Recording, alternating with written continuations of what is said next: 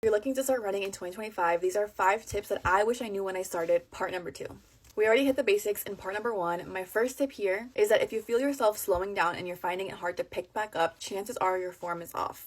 Something super basic that I like to do is lift my knees a little bit more, leaning slightly more forward. This leads to better form and it also helps you pick up the pace without getting too out of breath. Tip number 2, I touched on in my first video. Running slower makes you run farther and running faster makes you run better. Everyone has their own running goals, but if you're trying to become a better runner, training for something specific, you have to do interval training, which is like speed workouts, as well as longer distance runs that are slow. That's why, unfortunately, hill training is really important because it helps you run better. Tip number 3 is to incentivize your run. Buy yourself cute workout clothes, get dolled up for it, record yourself, create content. Things like this help me feel more excited to run. Maybe find a friend to run with and say you'll run to the coffee shop. Like, add some incentive that makes you feel excited. That's just standard when it comes to building a habit. You want to create a cue for something where you feel like there's a reward at the end that makes you excited, and then that eventually will become a part of your day-to-day life. Tip number 4, I don't use personally, but I think it's really cool. If there's a certain song that you like to listen to when you run because it matches your pace, my suggestion is to look up how many beats per minute that song is. And then on Spotify, you can find playlists with songs that have that specific number of beats per minute,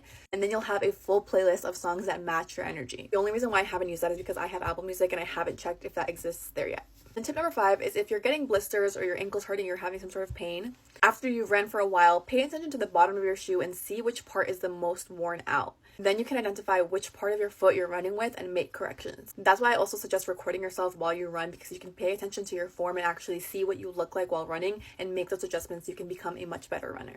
I'm not a professional, but these are all the tips that I have gathered throughout my 6 months of experience. If you live by any other running tips, leave them in the comments.